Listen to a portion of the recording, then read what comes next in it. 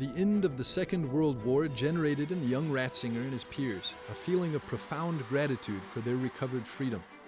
The little things acquired an extraordinary value, and institutions like the family and friendships were reinforced as a guide for young people that began to dream of a future again. On September 2, 1945, the war ended. During the months that followed, Joseph dedicated the majority of his time to reading philosophical and theological texts. In a Germany destroyed by the war, it wasn't easy to find sufficient and adequate bibliographical resources. But thanks to his parish priest in the library at the minor seminary in Traunstein, he began to be formed ahead of the first big step that lay ahead for him, entry into the seminary of Freising. After Christmas of 1945, despite not being in perfect condition, the seminary opened its doors to a group of 120 seminarians from between 18 and 40 years of age. A mixed group, but one united by a hunger for knowledge and service of the Church. In 1947, the young Ratzinger concluded the cycle of philosophical studies and decided to pursue theological studies at the University of Munich. In 1949, Joseph dedicated his summer holidays that year to working on his PhD thesis. And in October, he received his ordination to the diaconate and had to start preparing for the sacrament of the priesthood at Freising Seminary.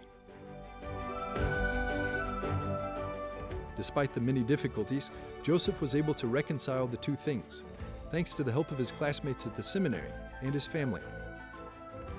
Finally, on June 29, 1951, Joseph Ratzinger and his brother Georg received the sacrament of Holy Orders at the Cathedral of Freising, a day Benedict XVI would remember on numerous occasions over the course of his pontificate. In 1952, he left Munich and accepted a professorship in the Freising Seminary. A year later, he obtained a doctorate in theology. The next step was his qualification as a university docent.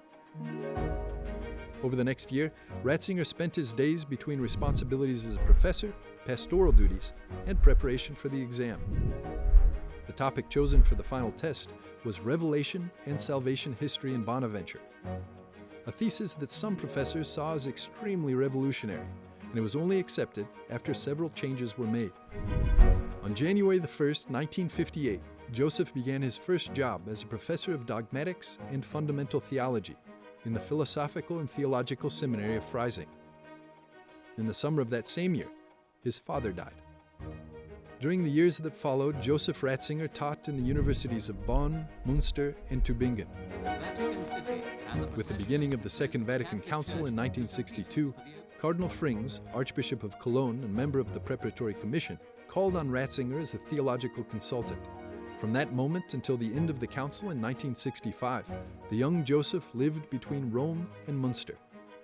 The following years were characterized by the infiltration of Marxism into university environments, including the theology departments, and the University of Tübingen didn't escape the dominant Marxist messianism.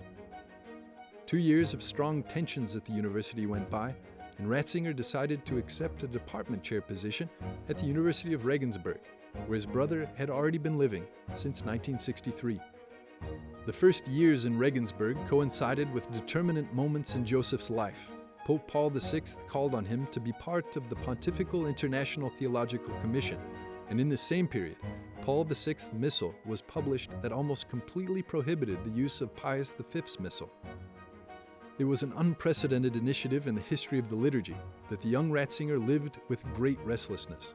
But in general, the years in Regensburg would be a period of fruitful theological work for him. The years went by, and on the Vigil of Pentecost in 1977, Joseph Ratzinger was ordained Archbishop of Munich and Freising in Munich's cathedral. It was a day that he remembered with particular emotion in 2006 during his apostolic voyage in Bavaria. The new archbishop chose "Cooperators of Truth" as his episcopal motto. In these few words, he saw a continuity between his mission as professor, theologian, and bishop, all three centered on the search for truth.